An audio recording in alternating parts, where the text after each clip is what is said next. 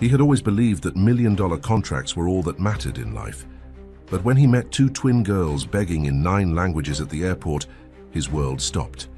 When one of them showed him a photo of their sick mother and he recognized the face as someone very important in his life, he broke down crying. What he did next surprised everyone.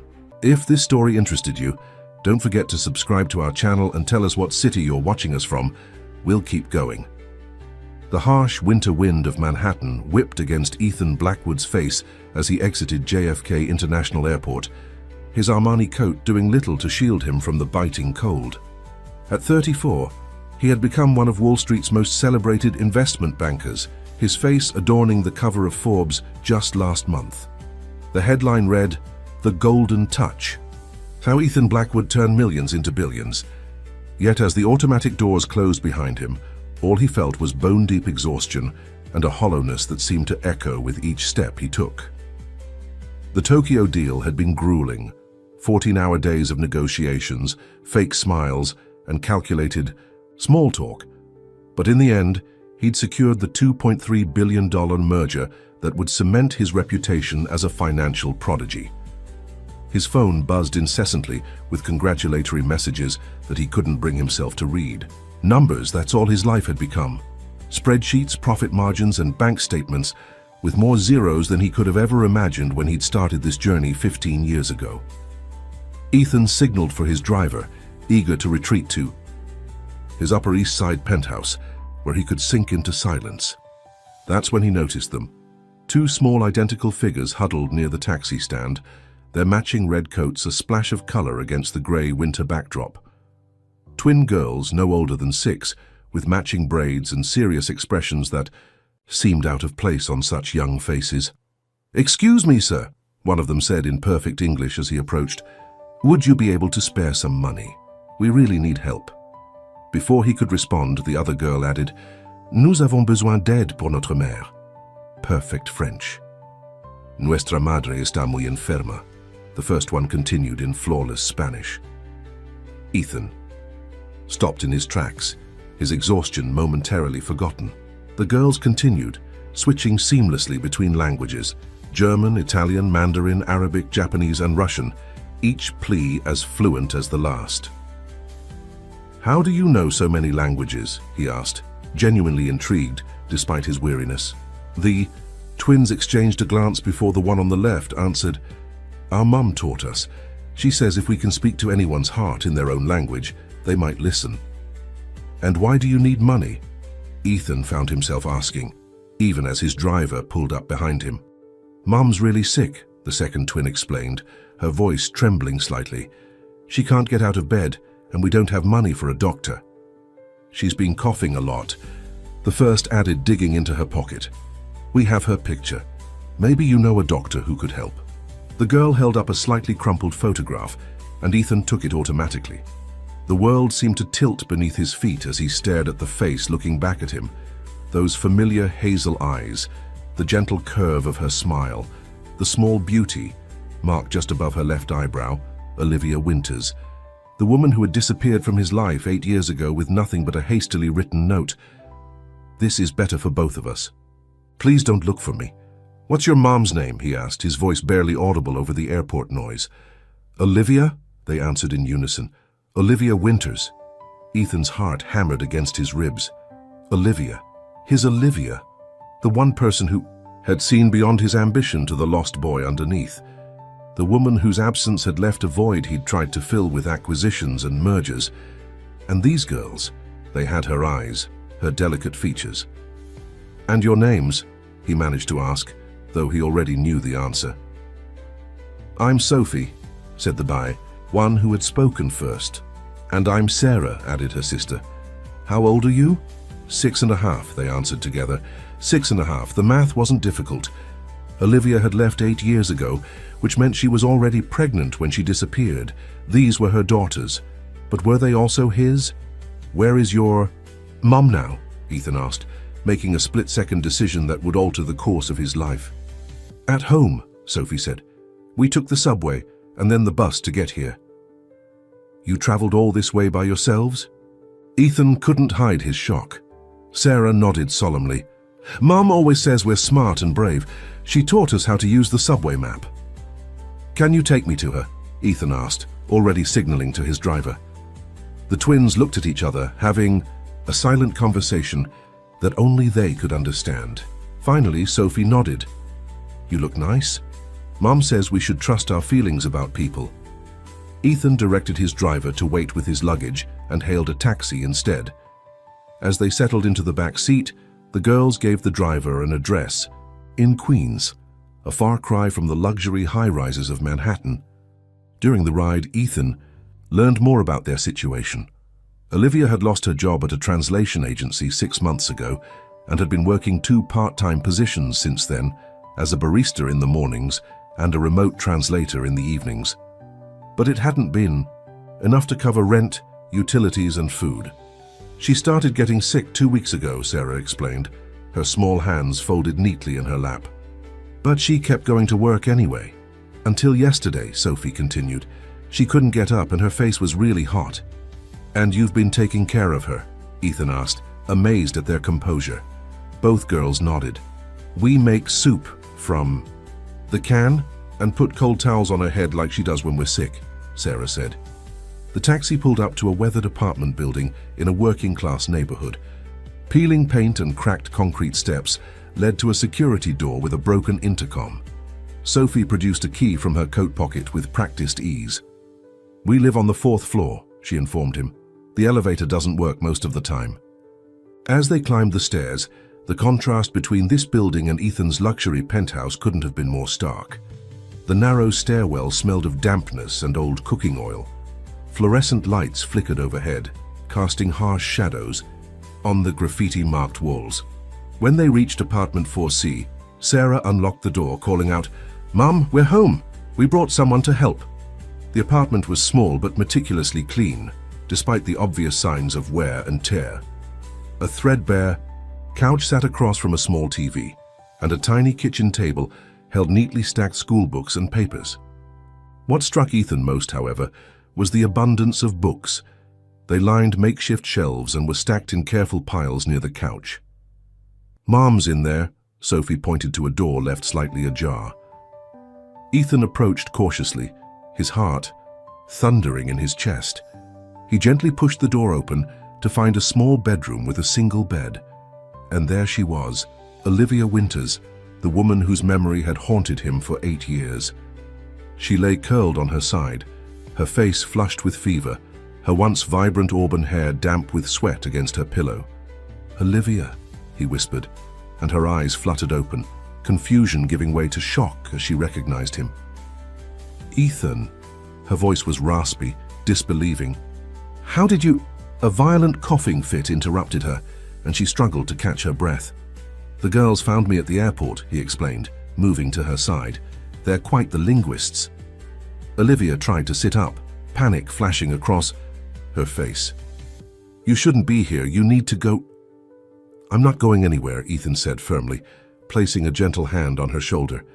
"Hayo's burning up with fever and you need a doctor. Now." He turned to the twins, who stood watching from the doorway with solemn expressions. "Pack some things for your mom and yourselves. We're going to the hospital." Despite Olivia's weak protests, Ethan was already on the phone calling his personal physician. The twins moved with surprising efficiency, packing a small backpack with their mother's essentials, while Ethan helped Olivia sit up. "You don't understand," she whispered between labored breaths. "This isn't your problem." "It became my problem the moment your daughters approached me at the airport," Ethan replied, his tone leaving no room for argument. "Dr. Harrison is meeting us at Mount Sinai. My car will be here in 5 minutes."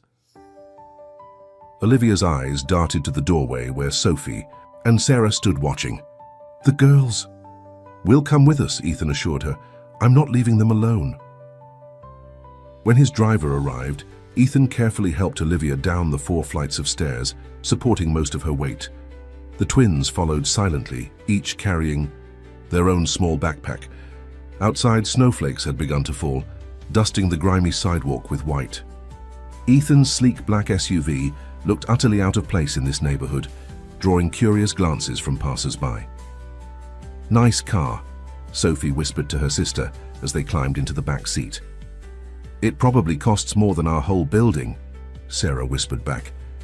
Ethan pretended not to hear as he helped Olivia into the passenger seat, noting how light she felt in his arms, how prominent her collarbones were beneath her thin sweater.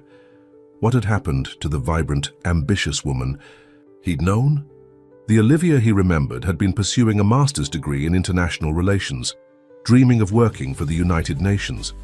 This Olivia seemed worn down, diminished somehow, though no less beautiful to him. The drive to Mount Sinai Hospital was tense with unspoken questions. In the rearview mirror, Ethan could see the twins whispering to each other, occasionally casting worried glances at their mother. Olivia drifted in and out of consciousness, her head resting against the window. At the hospital, Dr. Harrison was waiting for them at a private entrance, quickly assessing Olivia's condition before ordering a wheelchair.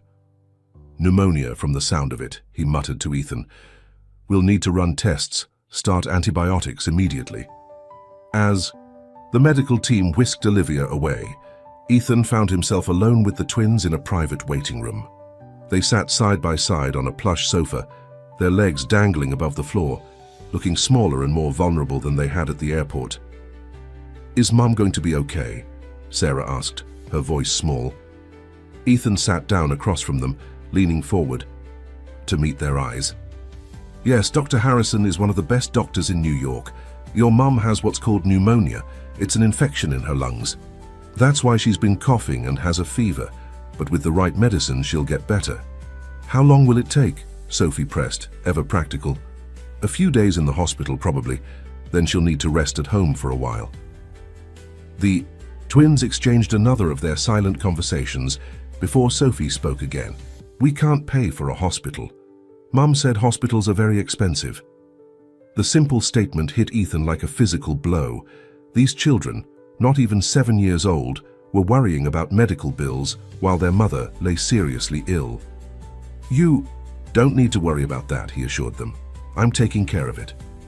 "Why?" Sarah asked, tilting her head with genuine curiosity. "You just met us today."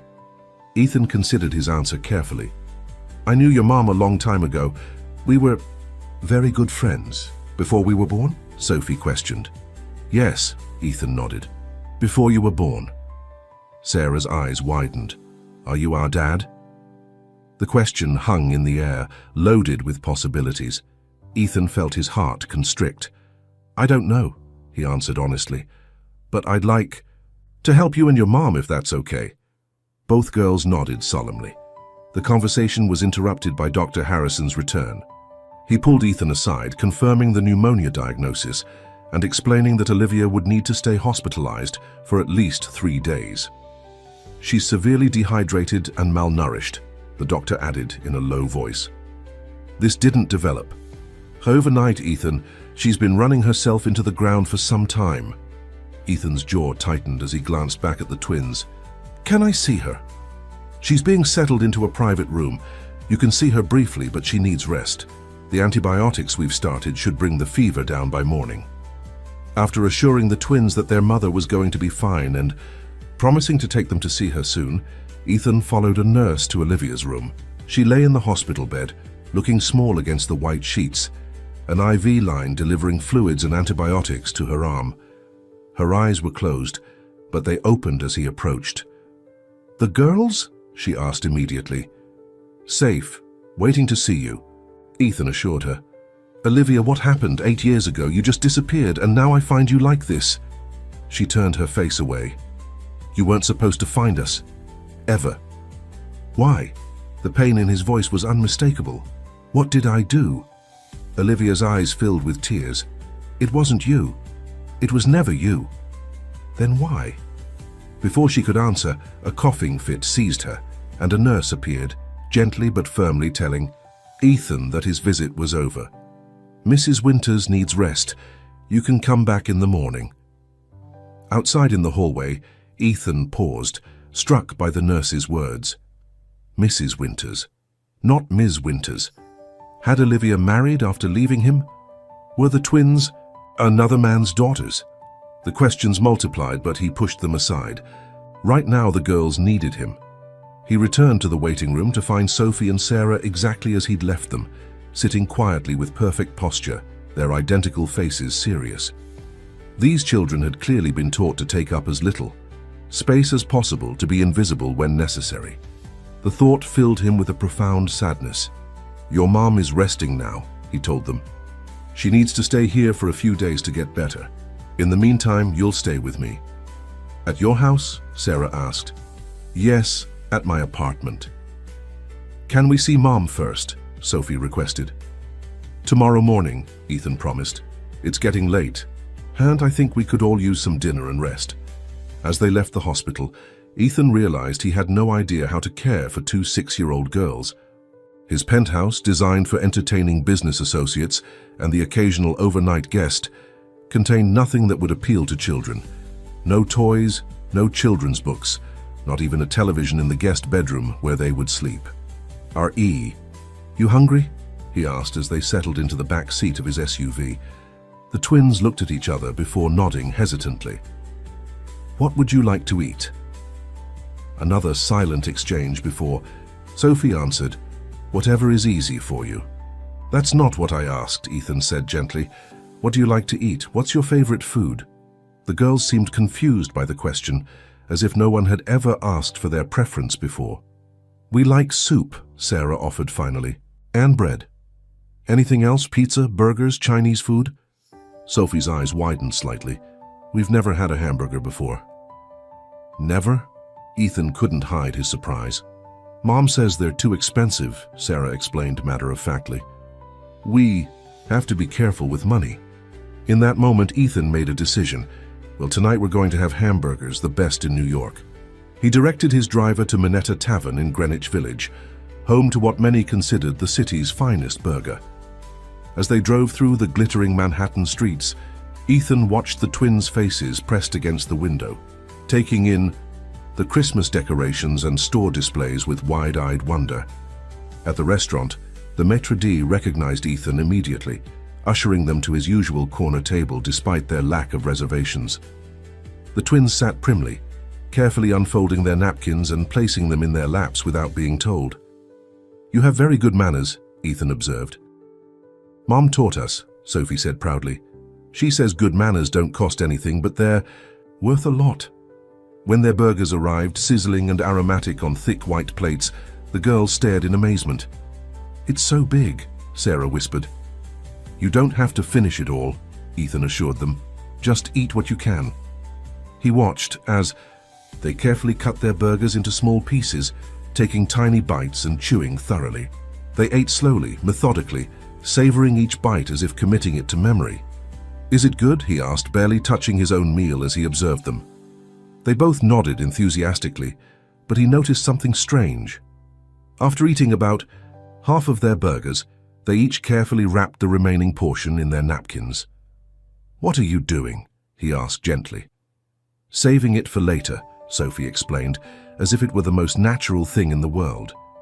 "This is too much for one meal." Ethan felt something crack inside his chest. These little girls, so accustomed to scarcity that they instinctively saved food for later, even at a fine restaurant. What kind of life had they been living? "You don't need to save it," he told them, keeping his voice steady despite the emotion welling up inside him. "If you're full now, that's fine, and if you're hungry later, we can get more food." The twins looked at him with identical expressions of confusion, then at each other, having another of their silent conferences. Finally, Sarah spoke for both of them. "Really? We can have more food later if we're hungry?" "Yes," Ethan promised. "You will never have to worry about being hungry again." Ethan's penthouse apartment occupied the entire top floor of a sleek glass tower overlooking Central Park. As the private elevator doors slid open directly into his foyer, he watched the twins' reactions carefully. Their eyes widened as they took in the sweeping views, the minimalist furniture, the abstract art on the walls, all carefully curated by an interior designer whose name Ethan could barely remember. "This is all your house?" Sarah asked in a whisper, as if speaking too loudly might break something. "Yes," Ethan answered, suddenly seeing his home through their eyes. cold, impersonal, a showplace rather than a sanctuary. When was the last time he'd actually enjoyed being here? The space felt more like a hotel suite than a home. Nothing in it reflected his personality or interests, assuming he even knew what those were anymore. "It's very clean," Sophie observed, standing perfectly still, her small hands clasped in front of her. "You can look around," Ethan encouraged them. "You're not going to break anything." The twins exchanged one of their silent glances before taking a few tentative steps into the living room. They moved with exaggerated care, keeping their arms close to their bodies, clearly afraid to touch anything. "Are you sure we can stay here?" Sarah asked. "We could wait at our apartment for Mom." "I'm absolutely sure," Ethan replied, setting down their small backpacks. "Your mum would want you to be safe and comfortable." He showed them to the guest bedroom, a minimalist space with a queen-sized bed and floor-to-ceiling windows, offering a panoramic view of the city. "Will we both fit in that bed?" Sophie asked practically. "Easily," Ethan assured them. "It's a big bed." He realized they would need pajamas and clothes for tomorrow. The small backpacks they'd brought contained little more than a change of underwear, toothbrushes, and a worn stuffed animal each. "How about we wash up and then find you something comfortable to sleep in?" he suggested. In his bedroom, Ethan rummaged through his dresser until he found 2 t-shirts that would serve as nightgowns for the girls. As he handed them over, he noticed Sophie staring at a framed photograph on his nightstand, the only personal item in the entire apartment. "Is that our mom?" she asked, pointing to the picture. Ethan picked up the frame and sat on the edge of his bed, patting the space beside him in invitation. The twins climbed up and settled on either side of him, leaning in to see the photograph. "Yes, that's your mum," he confirmed. "This was taken at Montauk on Long Island. We spent a weekend there about 9 years ago."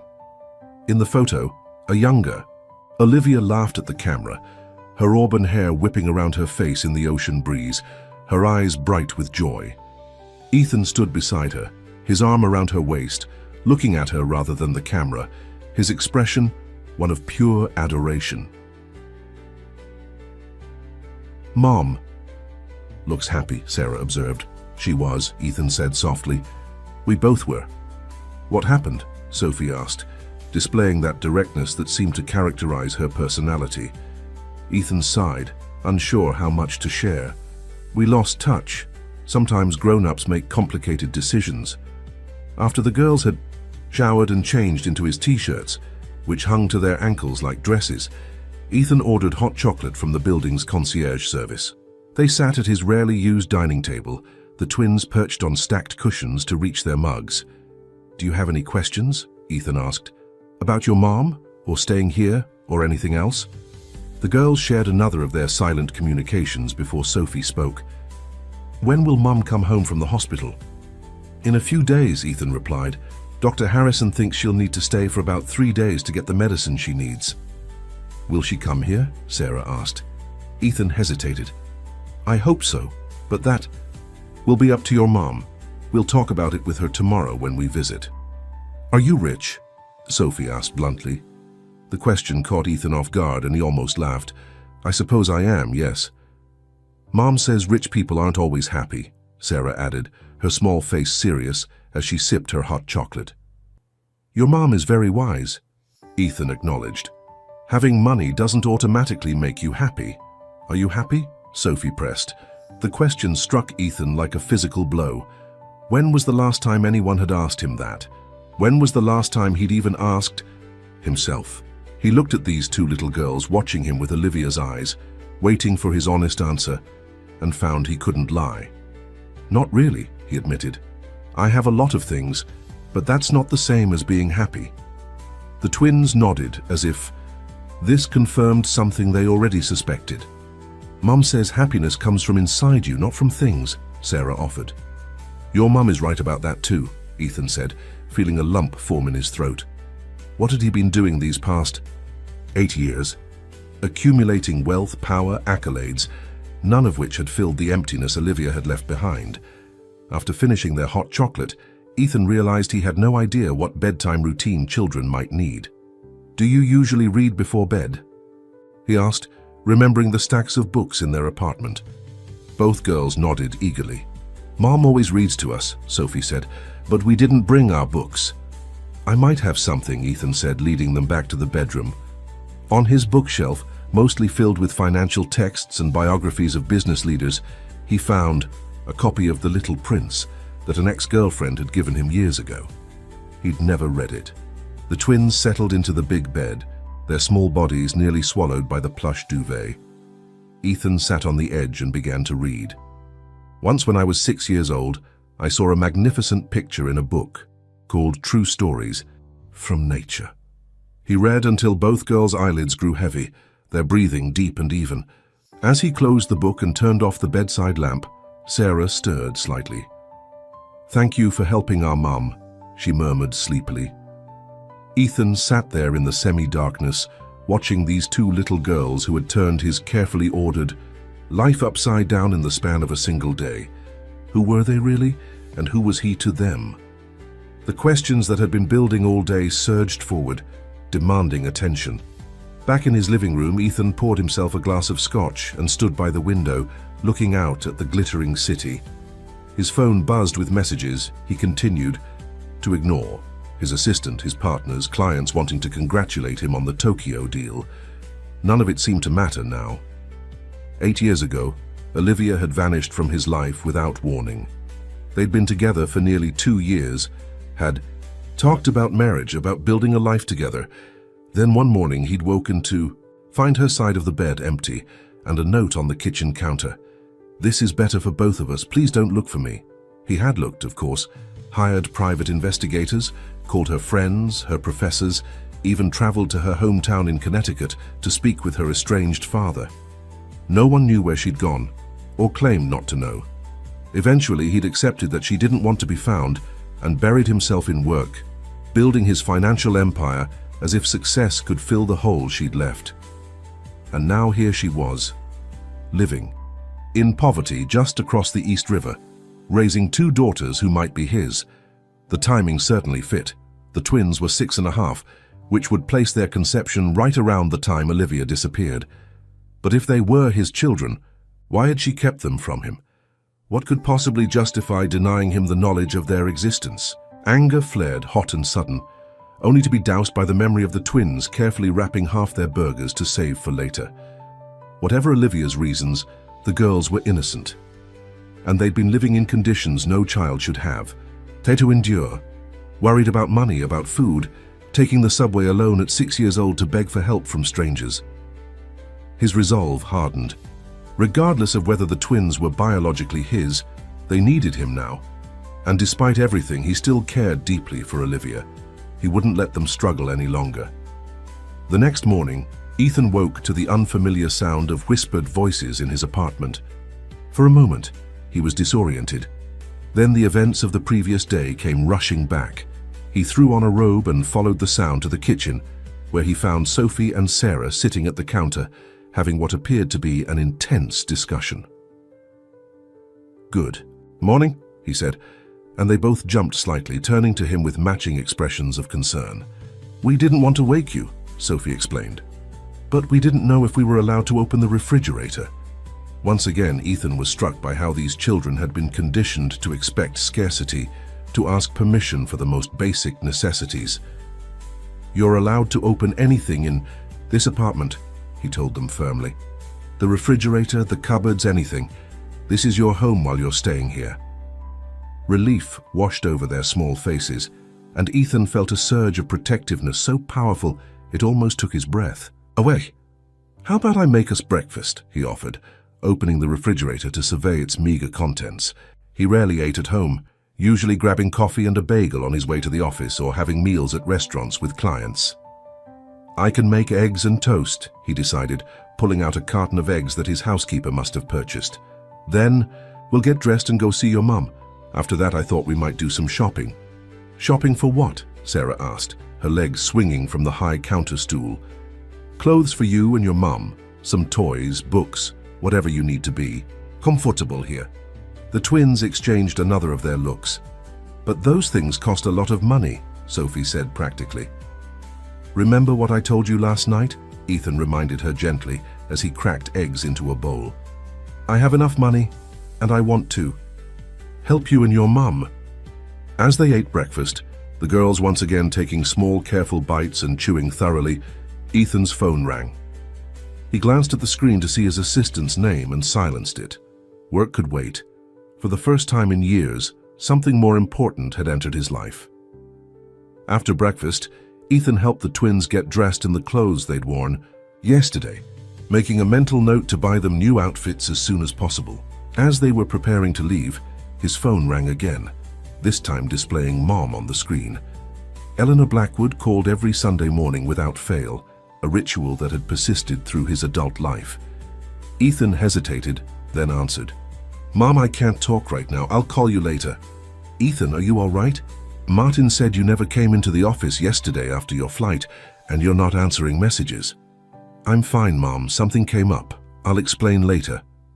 What could be more important than the Tokyo merger? The board is expecting... "Mom, I really have to go," Ethan interrupted. "I'll call you tonight." He ended the call before she could protest further. Eleanor Blackwood, widow of banking magnate William Blackwood, had dedicated herself to her only son's career after her husband's passing when Ethan was just 20. She had groomed him to take over the family business, orchestrating his rise through Blackwood Financial with single-minded determination. She had also, Ethan recalled with a sudden chill, thoroughly disapproved of Olivia. "She's lovely, darling, but not right for someone in your position," Eleanor had said after meeting her. "No family connections, no fortune of her own, she'll only hold you back." Ethan had defended Olivia, of course, but looking back, he wondered if he'd done so forcefully enough. Had his mother's disapproval played a role in Olivia's sudden departure? It was another question to add to the growing list. At the hospital, they found Olivia sitting up in bed, her color much improved from the previous day.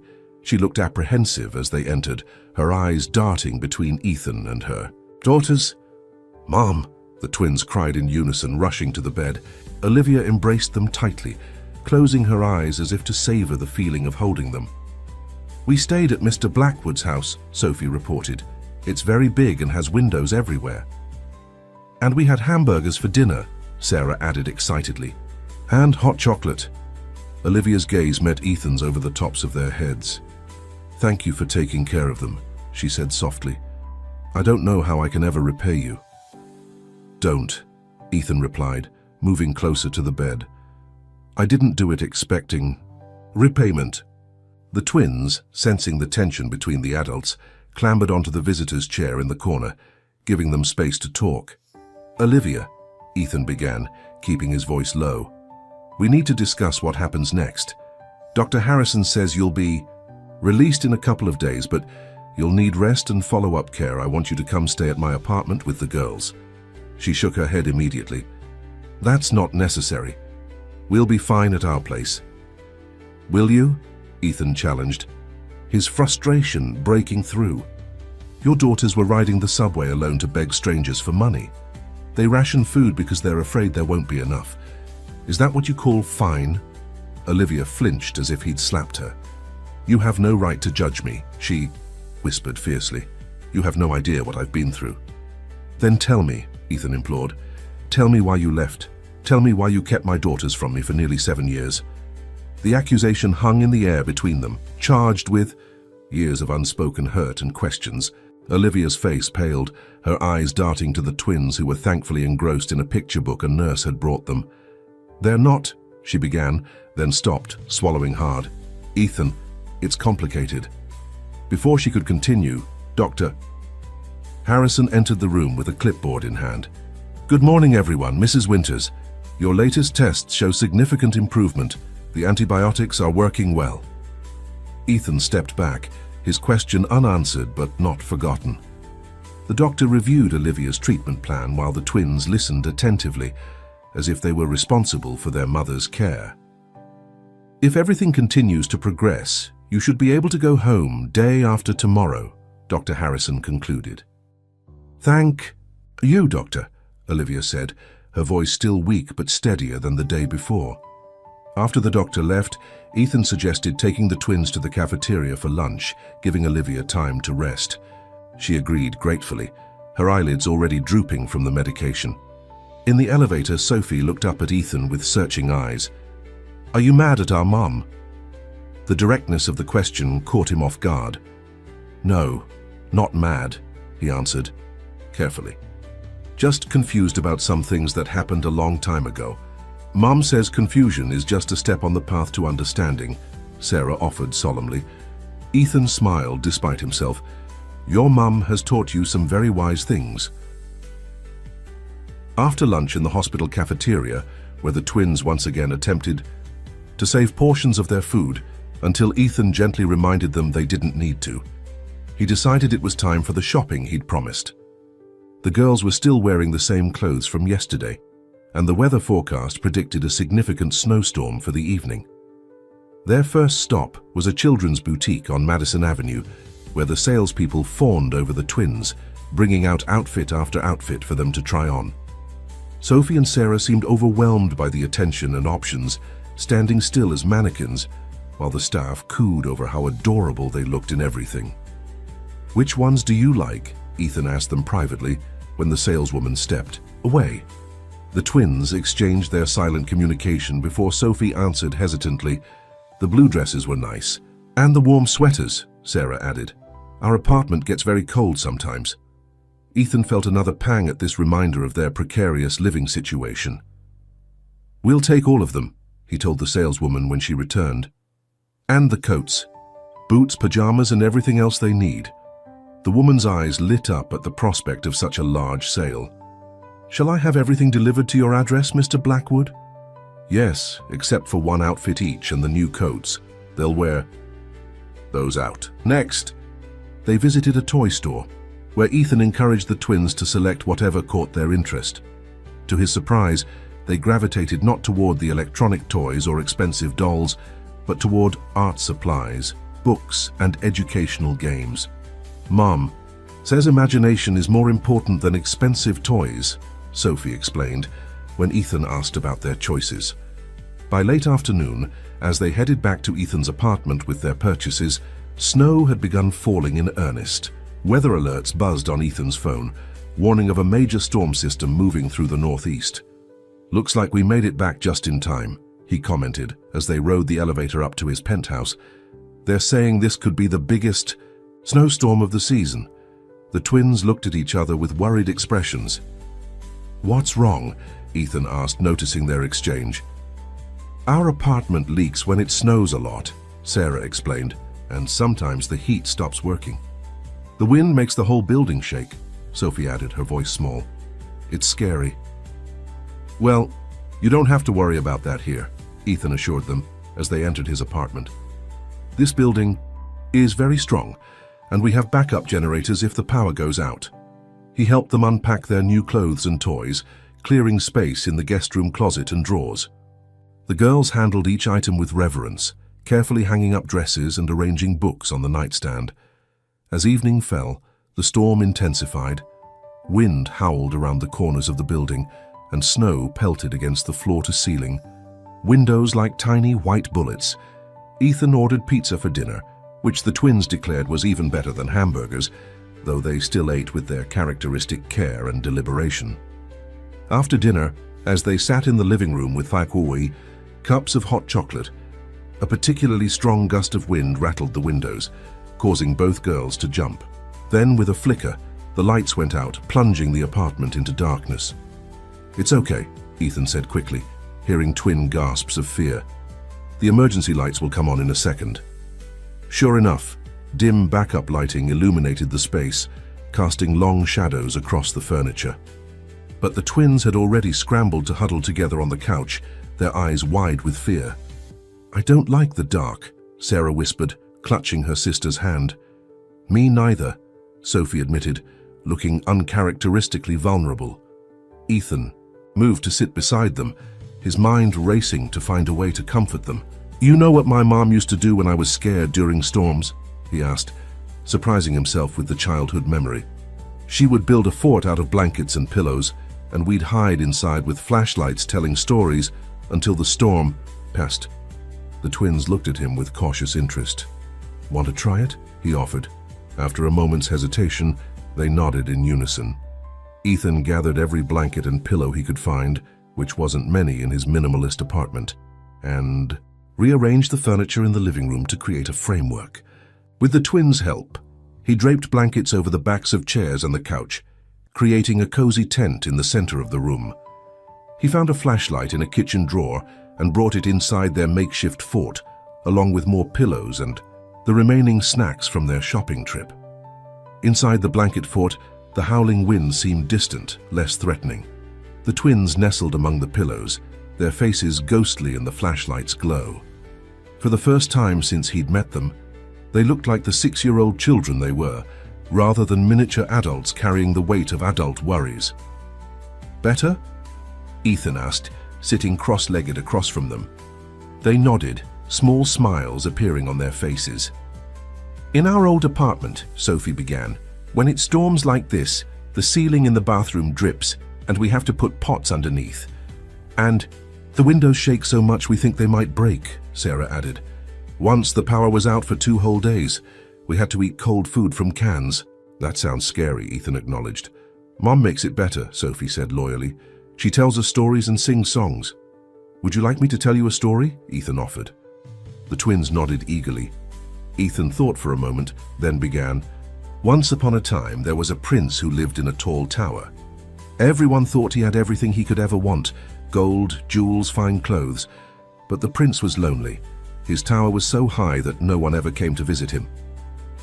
"Why didn't he go down from the tower?" Sarah interrupted, practical as ever. "He was afraid," Ethan explained. "He'd been in the tower so long that he'd forgotten how to talk to regular people. He thought they wouldn't like him if they knew he was just an ordinary person inside, not really a prince at all." Sophie nodded sagely, as if this made perfect sense to her. "One day," Ethan continued, "a beautiful bird flew in through his window. It had bright red feathers and sang the most wonderful songs. The prince fell in love with the bird and its songs. For the first time, he wasn't lonely anymore." "But then the bird flew away?" Sarah guessed, her eyes serious in the flashlight's glow. Ethan nodded, surprised by her intuition. "Yes, the bird flew away without saying goodbye. The prince looked everywhere but couldn't find it. He became sadder than ever before." "That's a sad story," Sophie commented with a frown. "I'm not finished," Ethan assured her. "Years later, the prince heard singing outside his tower. When he looked down, he saw not one but 3 red birds in the garden below. The biggest one was the bird that had visited him before, and with her were 2 baby birds who sang just as beautifully." "Did he go down from the tower?" Sarah asked hopefully. "Yes," Ethan said, his voice growing thick with emotion. "For the first time in his life, the prince wasn't afraid anymore. He ran down all the stairs of the tower and into the garden, and do you know what he discovered?" The twins shook their heads, leaning forward in anticipation. "He discovered that the birds were actually people under an enchantment. The mother bird was a beautiful princess who had visited him years ago but had to leave because of the enchantment. And the 2 baby birds were her daughters." "Were they his daughters too?" Sophie asked, her gaze penetrating. Ethan swallowed hard. He didn't know, but he hoped they were, because they were the most wonderful, smart, brave little girls he'd ever met. "What happened next?" Sarah pressed when Ethan fell silent. "I'm not sure yet," Ethan admitted. "The story isn't finished." The twins considered this, having another of their silent conversations. "I think," Sophie said finally, "the prince should tell the princess that he missed her very much when she was gone, and that he wants to help take care of the baby. Birds," Sarah added. "Even if they're not his," Sophie concluded firmly. Ethan felt tears prick his eyes, amazed at these children's wisdom and capacity for forgiveness. "I think you're right," he managed to say. "That's exactly what the prince should do." A comfortable silence fell over their little fort. Outside, the storm continued to rage, but within their blanket cocoon, a sense of peace had settled. "Ethan," Sarah said after a while, her voice small and tentative, "can I ask you something?" "Of course. Have you ever been a dad before?" The question caught him completely off guard. "No," he answered honestly. "I've never been a dad." "Would you want to be our dad?" she continued, her expression earnest. "Since we don't have one." Ethan felt his heart constrict painfully in his chest. He began, then had to clear his throat. I would be honored to be your dad, but that's something we'd need to talk about with your mom too. We've never had a dad, Sophie explained. The other kids at school have dads who pick them up and bring them toys and take them to baseball games. Mom says some families just have a mom, and that's okay, Sarah added. But sometimes, when she thinks we're asleep, she cries. Ethan didn't know how to respond to this revelation. The thought of Olivia crying alone in the dark, trying to be both mother and father to these remarkable little girls while struggling to keep them fed and housed, was almost more than he could bear. Your mom is amazing, he told them sincerely. She's raised you to be incredible people. But everyone needs help sometimes, even grown-ups, especially grown-ups. The twins nodded solemnly. I promise you this, Ethan continued, feeling the weight of his words. No matter what happens between me and your mom, I will always be here for both of you. You will never have to worry about food or a safe place to live or books for school. Never again. Sophie studied his face intently, as if searching for any sign of insincerity. Whatever she saw must have satisfied her, because she nodded once, decisively. I believe you, she declared. Me too, Sarah agreed, her expression equally serious. Something shifted in the atmosphere of their little fort, a connection forming that transcended biology and time. Whether or not he was their biological father, Ethan knew in that moment that these two little girls had claimed a permanent place in his heart. Since we're telling secrets, he said, lightening his tone, would you like to know something almost? Nobody knows about me. The twins nodded eagerly. I'm terrified of spiders, he confessed in a stage whisper, even the tiny ones. Once I found one in my shower and screamed so loud that my neighbor called to check if I was okay. The girls erupted into giggles, the sound so pure and joyful that Ethan couldn't help laughing too. Soon they were all breathless with mirth, the storm forgotten as they shared more silly secrets and stories. Eventually the twins began to yawn, their eyelids growing heavy despite their efforts to stay awake. I think it's bedtime, Ethan announced, checking his watch to find it was nearly 10 o'clock. Can we sleep in the fort? Sarah asked sleepily. Ethan considered the request. It wasn't the most comfortable arrangement, but they seemed so content here, protected from the storm both outside and within. Sure, he agreed. Let me get your pillows and blankets from the bedroom. By the time he returned with proper bedding, both girls were already dozing, curled together like puppies seeking warmth. Gently, he covered them with blankets and turned off the flashlight, leaving only the dim emergency lighting to illuminate the space. As he watched them sleep, Ethan felt a fierce protectiveness unlike anything he'd experienced before. These children had suffered hardships no child should face, yet they remained kind, thoughtful, and wise beyond their years. Whatever had happened between him and Olivia in the past, whatever secrets still lay between them, he knew one thing with absolute certainty. He would do everything in his power to ensure these girls never faced such hardships again. Outside, the storm raged on, snow accumulating on the balcony and windowsills. But inside the blanket fort, in the heart of Ethan's once cold apartment, a different kind of storm was brewing, one that would forever alter the careful walls he'd built. Around his heart, morning arrived with brilliant sunshine that transformed Manhattan into a glittering wonderland of white. The storm had dumped nearly 18 inches of snow overnight, bringing the city to a temporary standstill. Schools were closed, flights cancelled, and even the New York Stock Exchange had delayed its opening.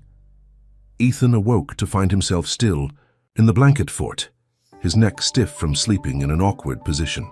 The twins were already awake, whispering to each other as they often did. Good morning, he greeted them, his voice rough with sleep. The snow stopped, Sophie informed him, pointing toward the windows, and the lights are back on. Indeed, the apartment's regular lighting had been restored sometime during the night. Ethan checked his phone to find several missed calls from his office and a text from Dr. Harrison confirming that Olivia was continuing to improve. Who wants breakfast? He asked, crawling out of their makeshift tent. While the twins brushed their teeth and changed into new clothes, Ethan made pancakes, a skill he'd almost forgotten he possessed. His mother had taught him on Sunday mornings when he was a boy, before his father's death, before Blackwood Financial consumed both their lives. "These are amazing," Sarah declared, taking a careful bite of her syrup-drenched pancake. "They're almost as good as Mom's," Sophie agreed, which Ethan took as high praise. After breakfast, Ethan called his assistant to explain his absence. "I'm taking personal time, Diane, indefinitely. Reschedule all my meetings for the next week and have Jeremy handle the Tokyo follow-ups." "Indefinitely," Diane repeated, her shock evident even over the phone. "Mr. Blackwood, you haven't taken a day off in 3 years." "I'm aware," Ethan replied. "Something important has come up. I'll check in later this week." His next call was to the property management company, listed on the rent notice he'd found in Olivia's apartment while gathering clothes for her hospital stay. The amount past due was shocking, not because it was large, but because it was so small compared to what he spent without thought on a daily basis. 3 months of Olivia's rent wouldn't cover the cost of his last business dinner. "I'd like to pay the outstanding balance for Unit 4C, he told the property manager, "and prepay for the next 6 months. After confirming the payment details, Ethan added, "Also, I noticed some maintenance issues in the building. Leaky ceilings, unreliable heat, broken elevator and intercom. Those need to be addressed immediately." "Sir, with all due respect, that building is scheduled for major renovations next year. We're only doing essential repairs until then." "Heat and a functioning elevator are essential," Ethan countered, his voice taking on the steely edge that had made him notorious in boardrooms. "I'm sure the housing authority would agree. In fact, I'd be happy to call them myself." The manager backpedaled quickly. "Of course, Mr. Blackwood. I'll send maintenance out today." "Good. I'll be checking to ensure the work is completed." After ending the call, Ethan looked up to find the twins watching him with identical expressions of curiosity. "Were you being a businessman?" Sophie asked. Ethan smiled. "Something like that. I was making sure your apartment gets fixed up while you're staying here. So the ceiling won't leak anymore?" Sarah asked hopefully. "That's right. And the elevator will work, and the heat will stay on during storms." The twins exchanged one of their silent conversations before Sophie nodded decisively. "You're good at being a businessman." "Thank you," Ethan replied, strangely touched by the simple compliment. "Now, what would you like to do today?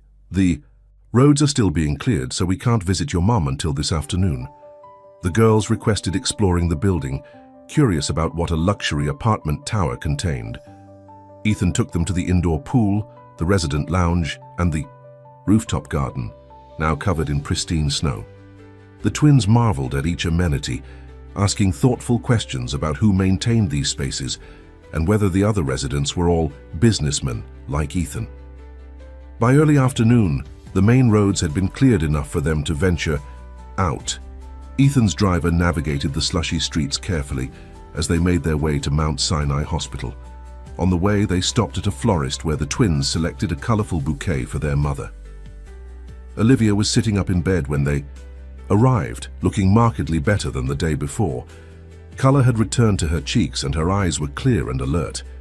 She smiled broadly as the twins rushed to embrace her, exclaiming over the flowers and eager to share stories about the blanket fort and the snowstorm. "It sounds like you had quite an adventure," Olivia said, her eyes meeting Ethan's over the girls' heads. There was something in her gaze he couldn't quite decipher. Gratitude, certainly, but also wariness and perhaps a hint of fear. "Girls," Ethan said after they'd exhausted their tales, "I saw a gift shop downstairs with some interesting books. Would you like to pick one out for your mum to read while she's here?" The twins agreed enthusiastically, and a nurse offered to accompany them, leaving Ethan and Olivia alone for the first time since their confrontation the previous day. And awkward silence stretched between them until they both began speaking simultaneously. Olivia, we need..." They stopped, and Ethan gestured for her to continue. Olivia took a deep breath. "I owe you an explanation. Many explanations, actually." "Yes," Ethan agreed, pulling a chair close to her bedside. But first, I want you to know that, regardless of what happened in the past, I've made arrangements to ensure you and the girls are secure. I've paid your back rent and the next 6 months in advance.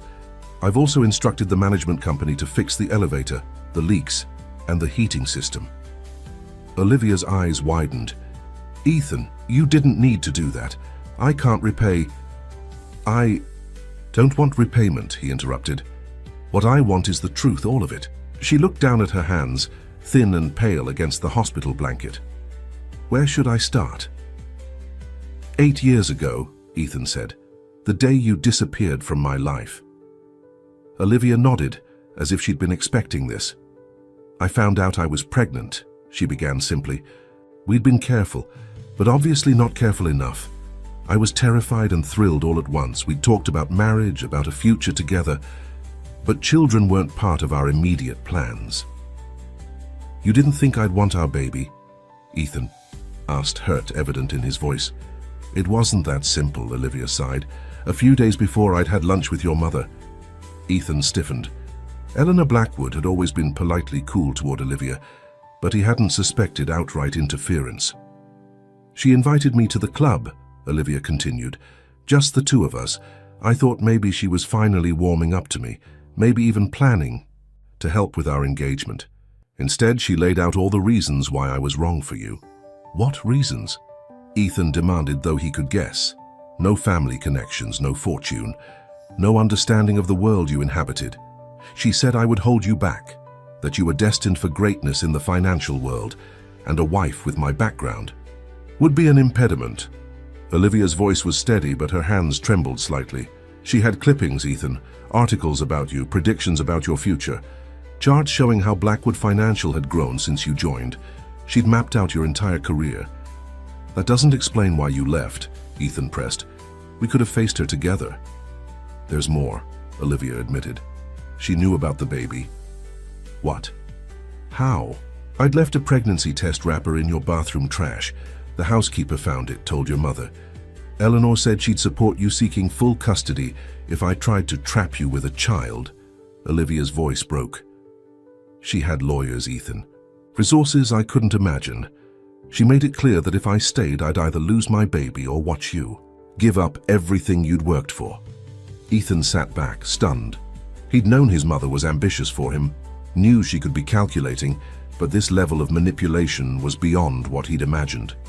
So you ran, he concluded. Olivia nodded. I was 23, terrified and alone. My dad was barely speaking to me since I'd chosen to stay in New York instead of returning to Connecticut after graduation. I had no family support, no resources to fight someone like Eleanor Blackwood.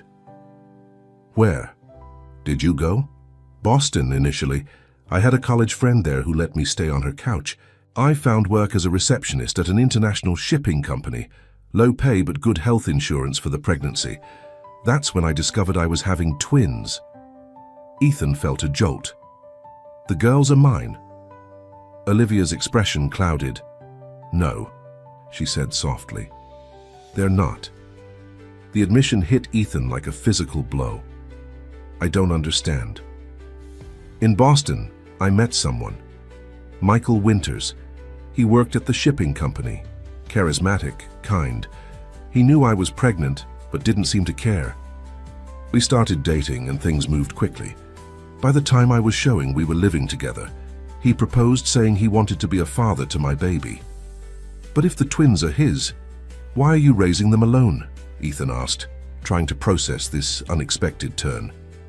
Because when I told him it was twins, he panicked. 2 babies meant twice the expense, twice the responsibility. One night when I was 7 months pregnant, I came home to find him gone. Clothes, personal items, everything. He left a check for $5,000 and a note saying he wasn't ready to be a father at all, let alone to 2 children. Anger surged through Ethan. Anger at this unknown man who had abandoned Olivia when she needed him most. Anger at his mother for driving Olivia away in the first place. And anger at himself for not searching harder, for not finding her when she was alone and frightened. After the girls were born, Olivia continued, I struggled. Boston was expensive, and childcare for twins was impossible on my salary.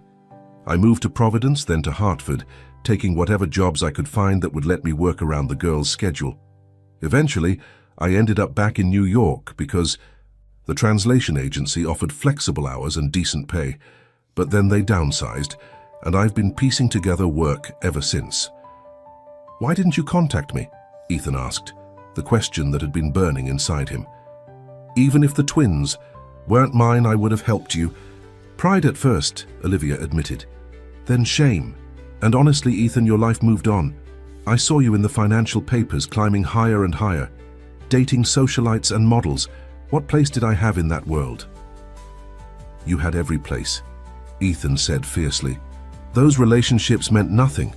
None of it meant anything without you." Olivia looked at him with sad eyes. "You only say that now. But would you have said it then?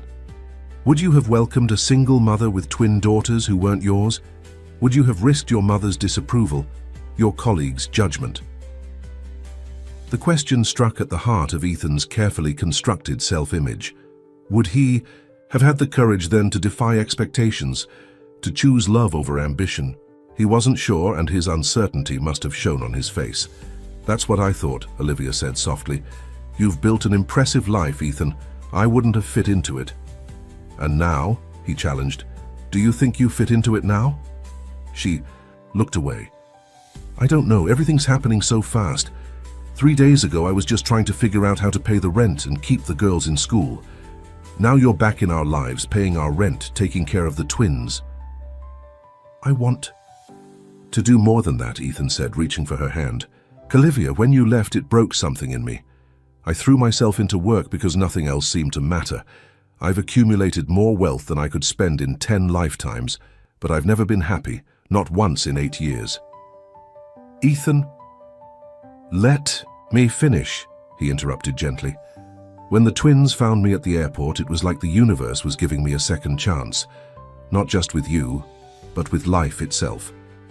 These past few days with Sophie and Sarah have shown me what I've been missing. They're extraordinary children, Olivia. You've done an amazing job raising them." Tears welled in Olivia's eyes. "They are amazing, aren't they? Sometimes I look at them and can't believe they're mine. They're so smart, so resilient. They've never complained even when things were at their worst."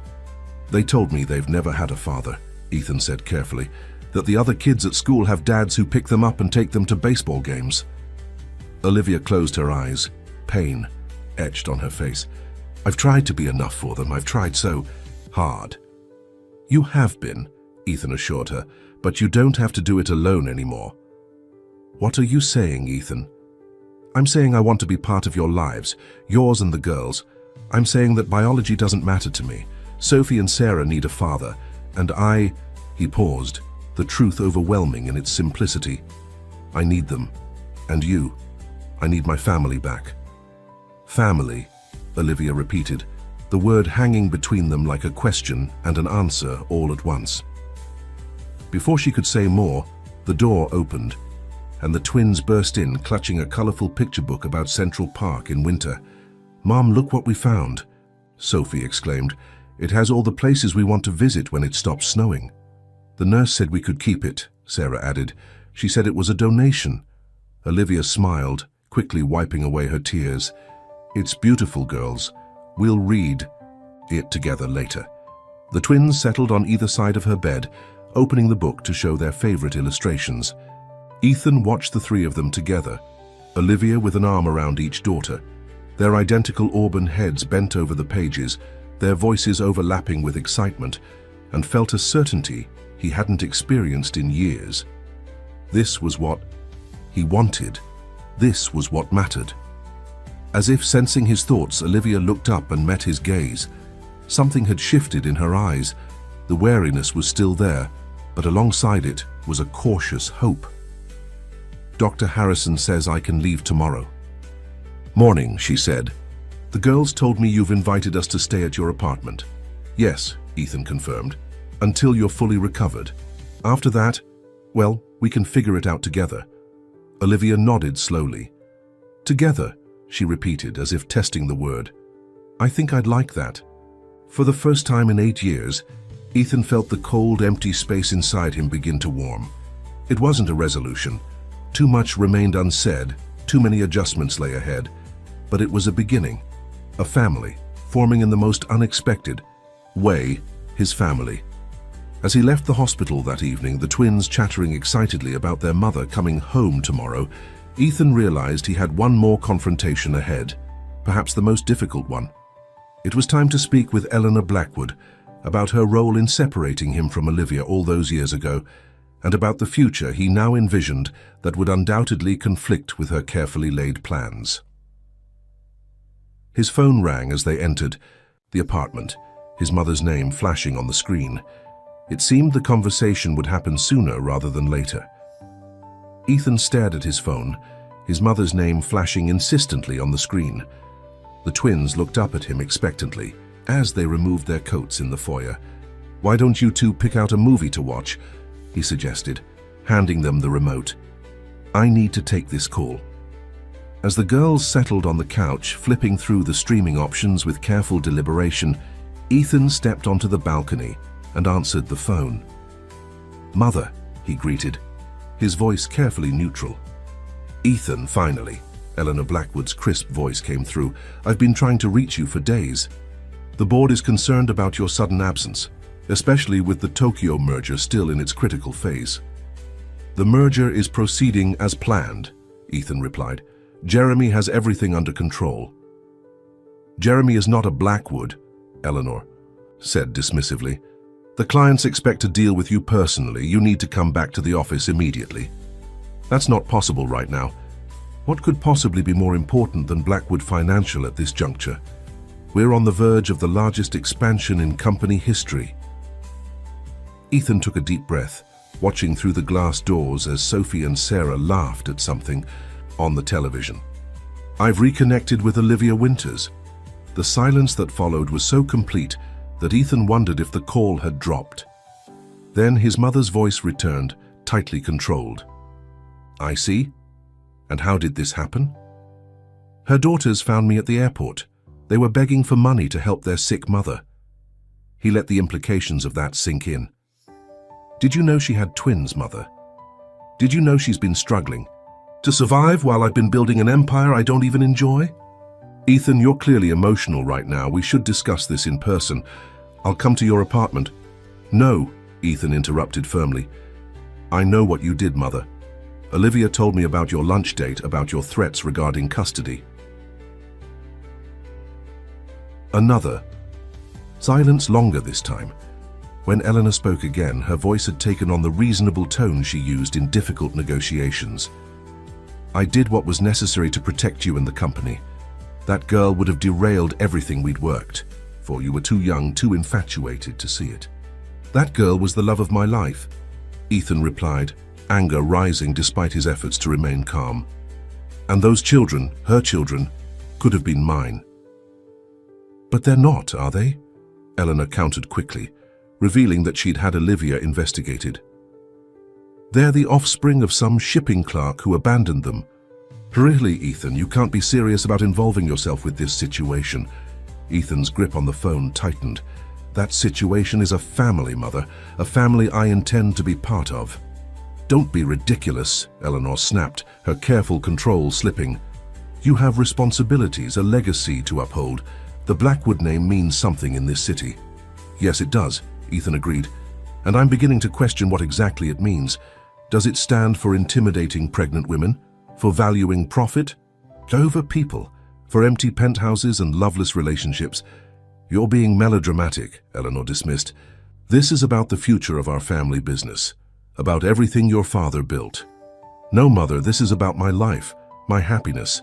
For 8 years, I've lived according to your plans, your ambitions. I've made more money than we could spend in 10 generations. But I've never been happy, not once since Olivia left. Happiness is a luxury, Ethan, not a right. Your father understood that." "Did he?" Ethan challenged. "Or did you decide that for him too?" The barb hit its mark. Eleanor's sharp intake of breath was audible. "You've gone too far." "No, Mother, I haven't gone far enough. For years I've allowed you to control my life, to make decisions that should have been mine. That ends now. What exactly are you saying? Eleanor's voice had gone cold. I'm saying that Olivia and her daughters will be coming to live with me when she's released from the hospital tomorrow. I'm saying that I intend to be a father to those girls and a partner to their mother. And I'm saying that if you can't accept that, if you can't welcome them into our family, then you and I have nothing more to discuss. You would choose them over your own mother? Over the company your father built? I'm not choosing anyone over anyone else, Ethan replied, his voice softening slightly. I'm choosing to live a complete life. You're welcome to be part of it, but only if you can respect my decisions and the people I love. Love? Eleanor repeated incredulously. You've spent, what, 2 days with these children? You haven't seen this woman in 8 years. This isn't love, Ethan, it's a midlife crisis. I'm 34, Mother, hardly midlife. Despite everything, Ethan found himself smiling at her predictable response. And yes, it is love. It's the same love I felt 8 years ago, the love you tried to destroy. I will not be spoken to this way, Eleanor declared.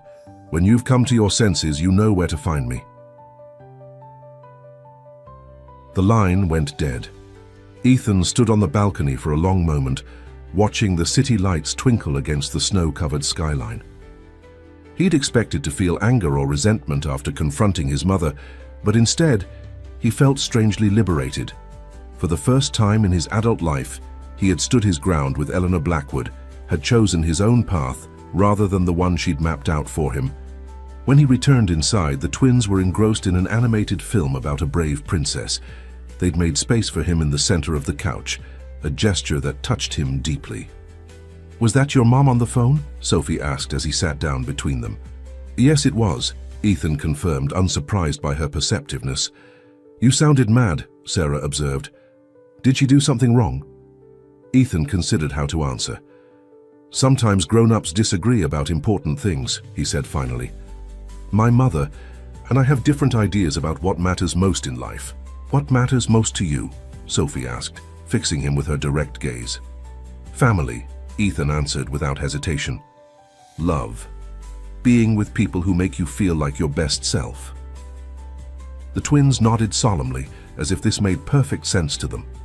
What about your job? Sarah inquired. Mom says your picture is in magazines because you're important. My job is just what I do, not who I am, Ethan explained, the realization crystallizing as he spoke. For a long time I thought they were the same thing, but they're not. The twins seemed satisfied with this answer and turned their attention back to the movie. Ethan watched them instead of the screen, marveling at how quickly they had claimed space in his heart.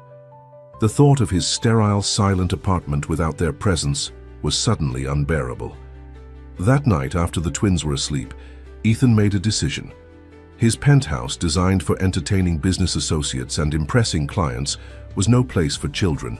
It lacked warmth, character, and most importantly, space for a family to grow. What they needed was a real home. The next morning, while the twins ate breakfast, Ethan made a call to Rebecca Chen, the city's most exclusive real estate agent. I need a house, he told her. Something with a yard, multiple bedrooms, in a good school district. Something that feels like a home, not a showpiece. In Manhattan, Rebecca asked, sounding dubious. That's a tall order, especially with a yard. I'm flexible on location, Ethan replied. Brooklyn, Westchester, wherever makes sense for a family with young children.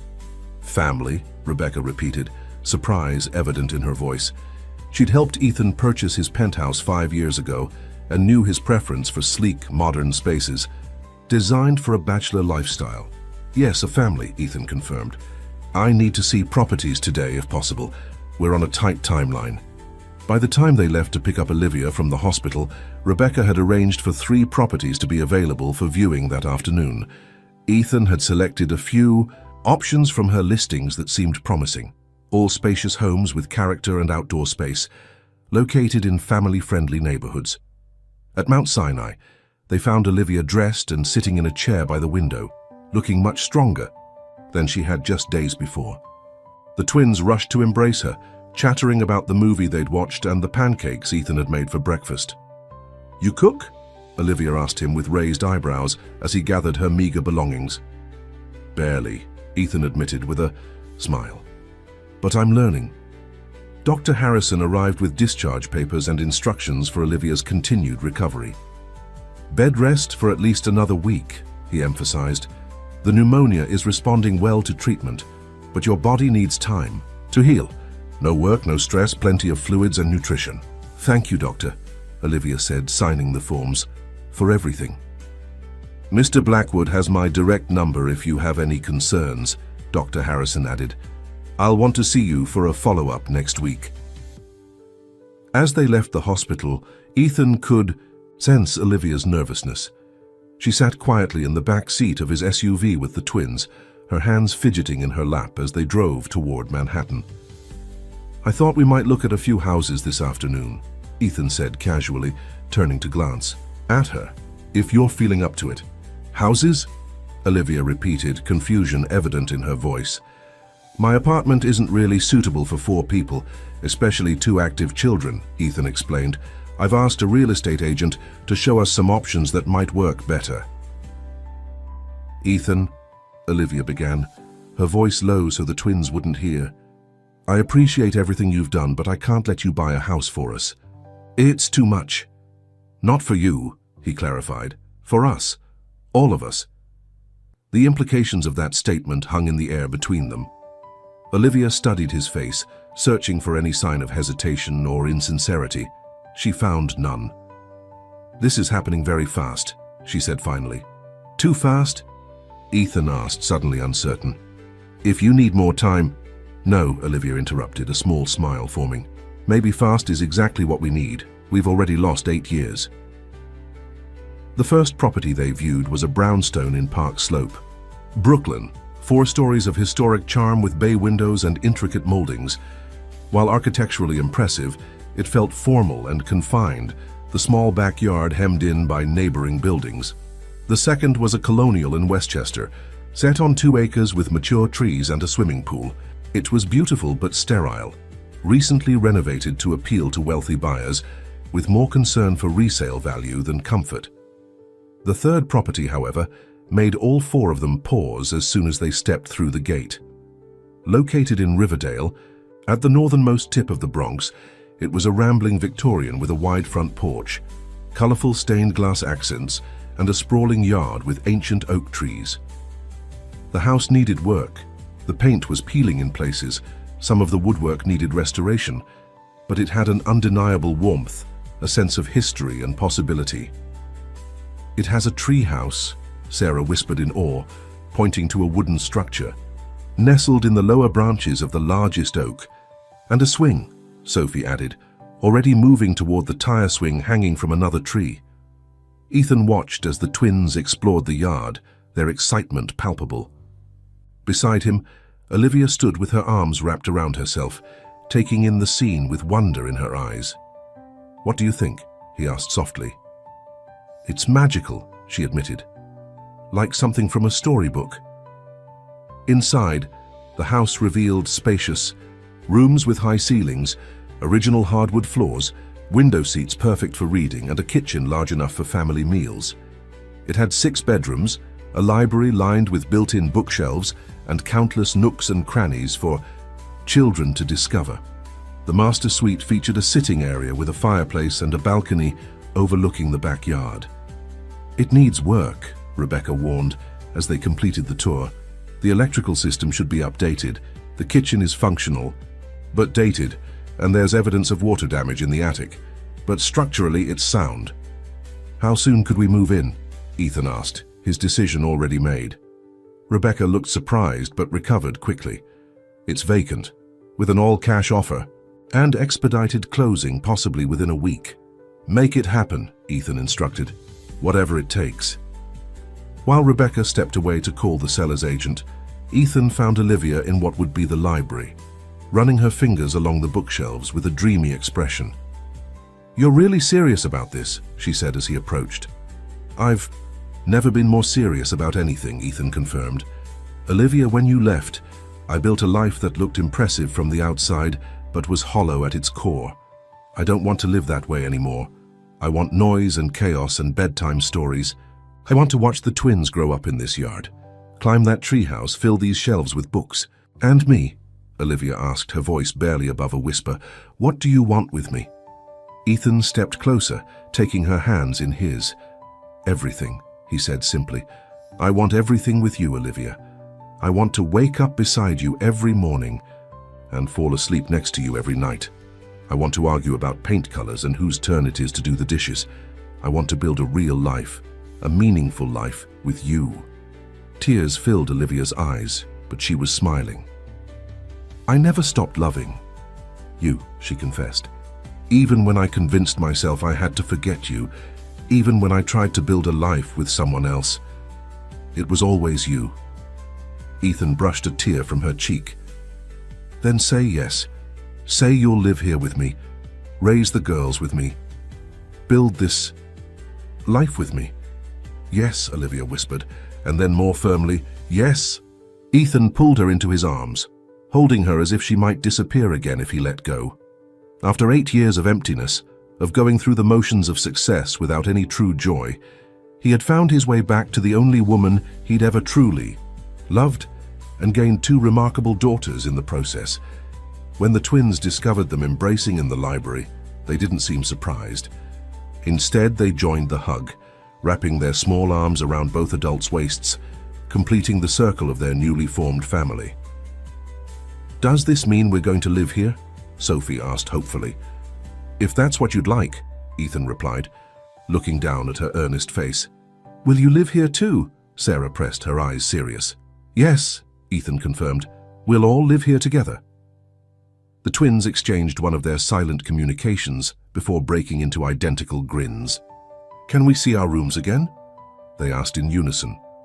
As they raced off to claim bedrooms, Olivia leaned against Ethan's chest.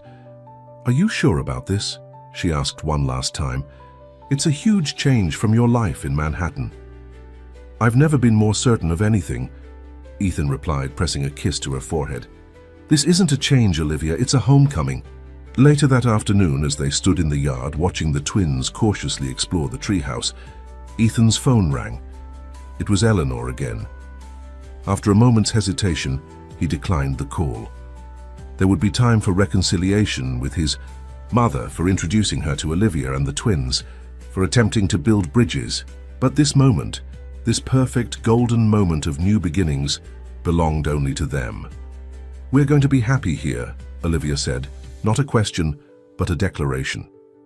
Ethan squeezed her hand in response, watching as Sarah conquered her fear and climbed the ladder to join her sister in the treehouse.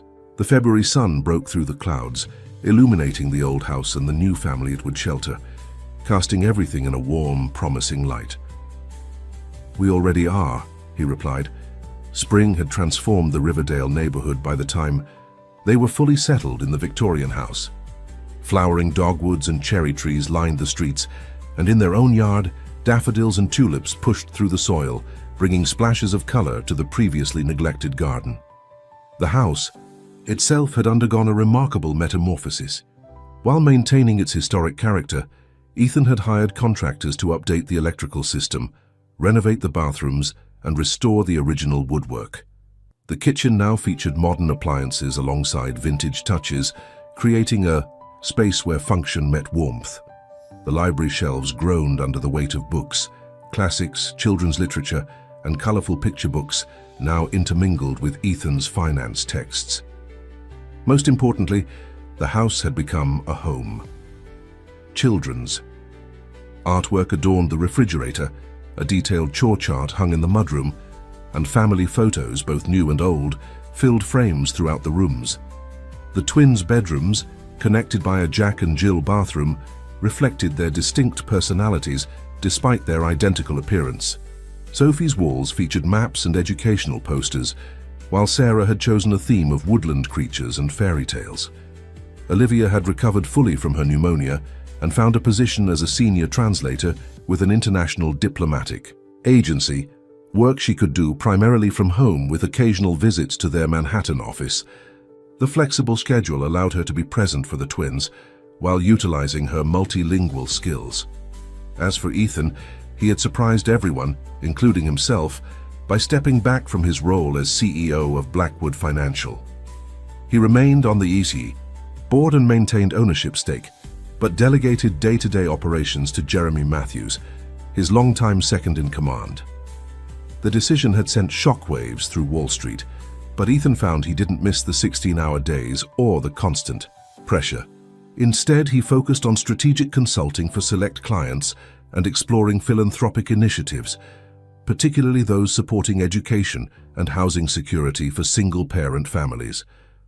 The relationship with Eleanor remained strained, but was slowly improving. After 2 months of silence following their confrontation, she had reached out with a tentative invitation to lunch. The meeting had been awkward but civil, with Eleanor making a visible effort to ask about Olivia and the twins without judgment. Since then, there had been occasional dinners, and even one visit to the Riverdale house, during which the twins had shown surprising patience with their potential grandmother's formal manner. "They'll win her over eventually," Olivia had observed after that visit. "No one can resist those two when they set their minds to something." Now, on a perfect May Saturday, the backyard of their Victorian home was being transformed once again. White chairs were arranged in rows on the lush green lawn, facing an eau arbor entwined with climbing roses and wisteria. A small string quartet set up near the treehouse, tuning their instruments in the dappled shade. Caterers bustled between the kitchen and the large tent set up for the reception, arranging flowers and placing settings on round tables. Inside the master bedroom, Olivia stood before a full-length mirror, smoothing the skirt of her simple ivory dress. Unlike traditional wedding gowns with their elaborate trains and veils, she had chosen a knee-length sheath with delicate lace overlay, elegant but practical for a garden ceremony. "You look beautiful, Mum," Sophie declared from the doorway, where she and Sarah stood in matching pale blue dresses, their auburn hair arranged in identical braids entwined with baby's breath. "Like a princess," Sarah agreed, twirling to make her own dress flare out. "Do we look okay?" "You both look perfect," Olivia assured them, opening her arms for a hug. The twins rushed forward, careful not to wrinkle her dress. "Are you nervous?" Sophie asked, ever perceptive. Olivia considered the question. "A little," she admitted, "but not about marrying Ethan, just about everything going smoothly." "It will," Sarah said with absolute certainty. "Ethan said he hired the best people to make sure everything is perfect." "And we practiced our parts 100 times, Sophie added. The twins would be walking down the aisle together, carrying small baskets of rose petals, before taking their places beside Olivia during the ceremony. A knock at the door revealed Diane, Ethan's former assistant, and now the twins' occasional babysitter. "The justice of the peace has arrived," she informed them, "and Ethan is asking if everyone is ready." "We are," Olivia confirmed, taking a deep breath. "Tell him we'll be down in 5 minutes." After Diane departed, Olivia knelt to be at eye level with her daughters. "I have something important to ask you both," she said, taking their small hands in hers. "You know that today Ethan and I are getting married." The twins nodded solemnly. "But there's another special thing happening today. Ethan has asked if he can legally adopt you both. That means he would officially be your father, not just in our hearts but on paper too. Would that be okay with you?" "He wants to be our real dad?" Sarah asked, her eyes widening. "He already feels like he is," Olivia explained. "But this would make it official. Your last name would change to Blackwood, like his." The twins exchanged one of their silent communications, a phenomenon that still fascinated Ethan and amused Olivia after all these years. "Yes," they answered in unison, breaking into matching grins. "We already decided he's our dad," Sophie added matter-of-factly. "This just makes it official for other people too." Olivia blinked back tears at their simple acceptance. "Well then, let's go get married and make our family official."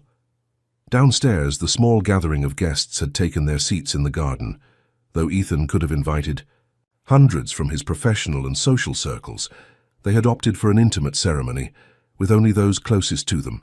Olivia's father and stepmother, who had reconnected with her after years of estrangement, a few of her colleagues from the translation agency, Ethan's closest friends from college, Jeremy and Diane from Blackwood Financial, and, somewhat surprisingly, Eleanor Blackwood, who sat stiffly in the front row wearing an impeccably tailored suit and a cautiously optimistic expression.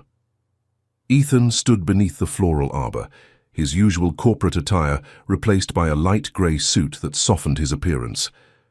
The months away from the high-pressure world of finance had transformed him physically as well as emotionally. The perpetual tension had left his shoulders, and smile lines now outnumbered the worry lines on his face. When the quartet began, playing Pachelbel's canon, the guests turned to watch the twins make their entrance.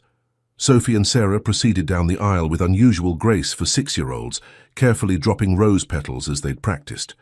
When they reached Ethan, each gave him a solemn high five, their own addition to the ceremony, unrehearsed but perfectly them. Then Olivia appeared, walking alone down the aisle. She had chosen not to be given away, explaining to her father that at 31, after raising twins largely on her own, she was giving herself freely to this marriage. As she approached, Ethan felt his breath catch.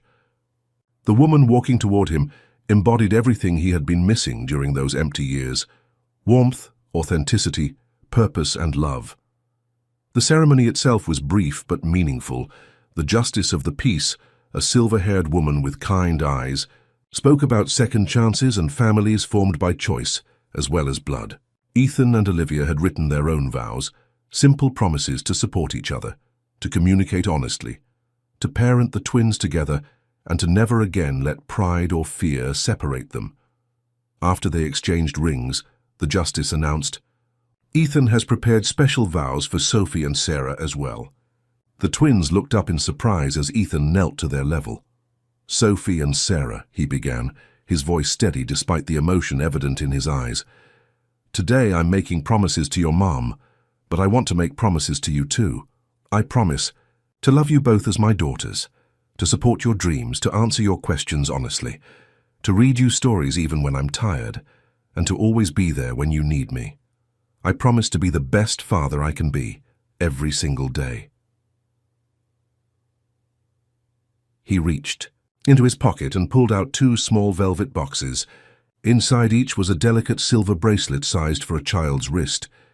"These are for you," he explained, as he fastened them on their small wrists, "to remind you of my promises." The twins examined their bracelets with wonder, then simultaneously threw their arms around Ethan's neck. "We promise to be the best daughters too," Sophie whispered loudly enough for the guests to hear, drawing affectionate laughter. "And to teach you all the languages we know," Sarah added seriously. "Even Russian, which is really hard," Sophie confirmed. Ethan laughed, wiping away tears as he stood to rejoin Olivia. The justice continued with the traditional pronouncement, and when Ethan kissed his bride, the twins cheered along with the guests. But the most meaningful moment came after the ceremony, when the family gathered with the justice and witnesses to sign the marriage certificate and the adoption papers. As the twins carefully printed their names on the documents that would legally make them Sophie and Sarah Blackwood, Ethan felt a sense of completion that no business deal had ever provided. The reception that followed was joyful and relaxed, with children running across the lawn, adults enjoying the spring sunshine and music drifting through the garden. Eleanor Blackwood, after initially keeping to herself, was eventually coaxed by the twins to join them in examining a butterfly that had landed on the dessert table.